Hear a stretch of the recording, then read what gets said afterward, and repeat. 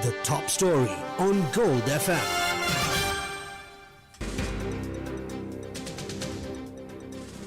Good evening, I'm Atik Rumi bringing you your Gold FM News Roundup. In your top story, the monk who had allegedly organized the tour of Thailand for 22 of his fellow Buddhist clergymen who were arrested at the Bandaranaike International Airport with drugs was also arrested today. He was arrested in the Mi Gahavatta area in Gampaha. The 22 clergymen were arrested at the BIA during the early hours of this morning while attempting to smuggle in more than 112 kilograms of the narcotics kush and hash. Officials of the Police Narcotics Bureau intercepted the group as they returned from Bangkok, Thailand. Investigators say the suspects originate from various parts of Sri Lanka and claim to be pursuing higher education at different institutions. Further investigations continue and the suspects will be produced before the Negombo Magistrates Court today. In the meantime, the chief prelates of the three Buddhist sects issued a joint statement today, strongly condemning the transport of narcotics by individuals posing as Buddhist monks. They expressed their outrage at the misuse of the sacred saffron robe, stating that these illegal acts bring immense dishonor to the historic role of the monkhood in Sri Lanka and insult the faith of Buddhists worldwide.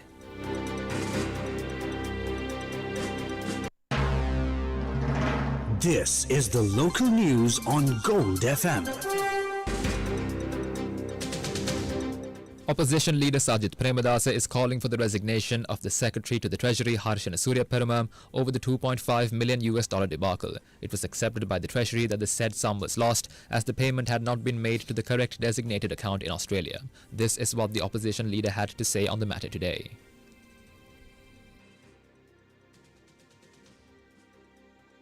Now, the Prime Minister and other senior government officials are attempting to portray this as a minor issue that can be easily resolved. It can certainly be resolved by imposing a heavier tax burden on the public. The sum of $2.5 million has disappeared, effectively evaporating.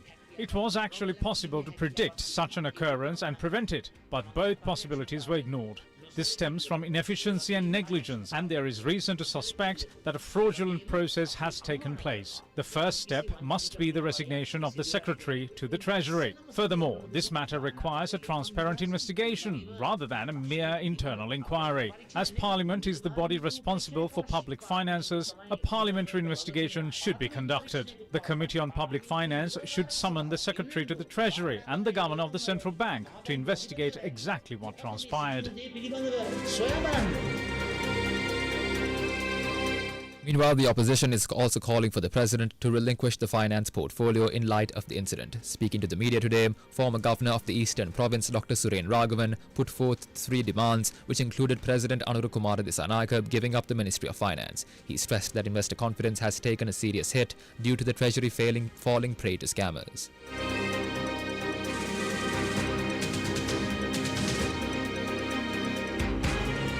Now at the government, the most highest level, through this fishing activity, the government had lost its control over the management of our finances. Tomorrow, God forsake, God prohibit that happened.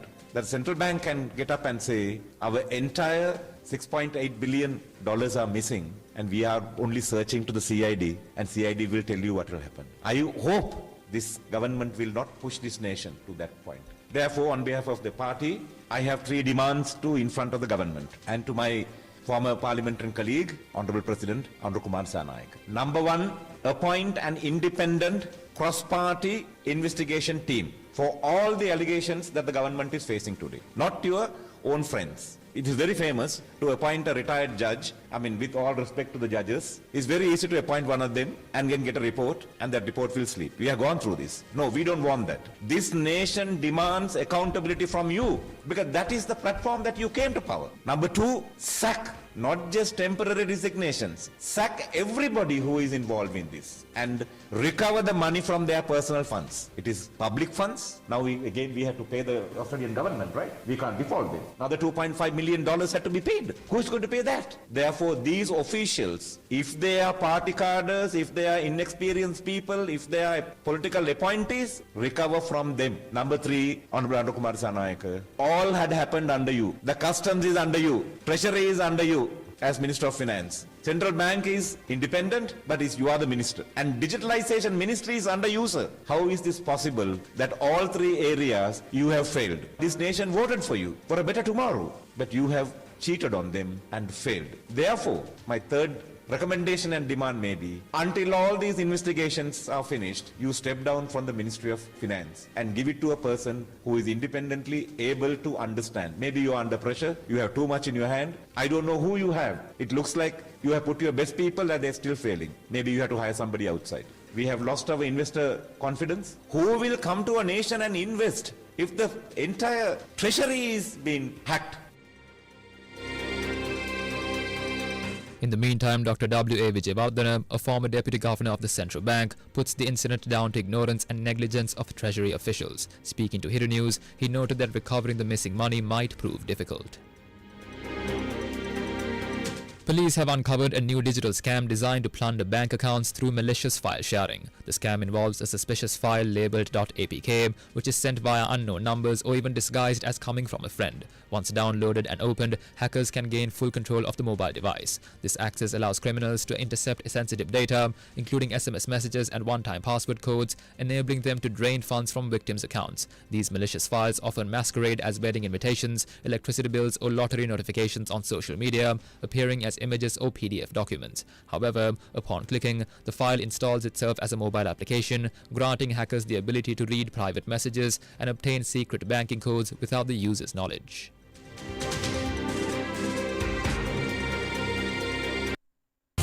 Now for some news in brief.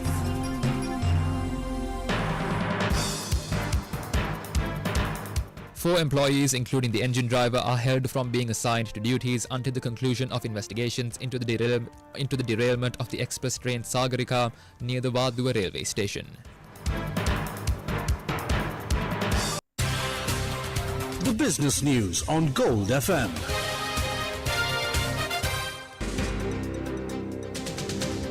Asia is among the regions most exposed to a rapidly darkening global economic outlook, according to a new report from ratings agency Fitch. The US-Iran war and its threat to oil supplies through the Strait of Hormuz sit at the heart of the warning. If the waterway remains blocked through mid-year, Fitch says oil could average $100 a barrel this year, a 50% jump from its pre-war forecast. For Asia's energy importing economies, the hit would be severe. International news on Gold FM. The man who opened fire on Secret Service agents at a security checkpoint inside Washington's Hilton Hotel is a teacher. The incident prompted the hasty evacuation of President Donald Trump, First Lady Melania Trump, and Vice President J.D. Vance from the White House Correspondents' Association dinner. The suspect, identified as Cole Thomas Allen, aged 31, of Torrance, California, charged through two security checkpoints armed with a shotgun, a handgun, and multiple knives before being tackled and arrested. The Secret Service agent he shot was saved by a bulletproof vest and later released from the hospital. The gunman is said to be a Caltech graduate who works as a part-time teacher. Entertainment news on Gold FM. Lionsgate's Michael Jackson biopic Michael reached a worldwide box office total of over $82 million. Domestic earnings account for $52.1 million of the total, representing more than 63% of the film's overall revenue.